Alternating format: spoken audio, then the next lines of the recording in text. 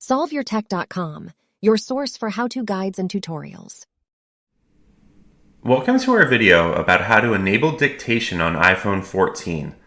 If this guide helps you out, then please consider subscribing and liking this video.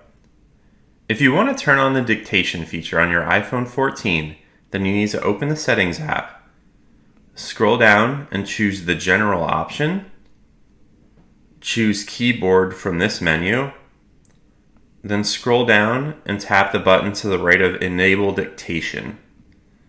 You then need to touch the Enable Dictation button again to confirm, and now you should be able to go back into an app like Messages, tap inside the Messages field, and then you can tap on this microphone icon, and your phone will start to type the things that you're saying. Make sure to like this video and subscribe to our channel to see more tech guides like this one.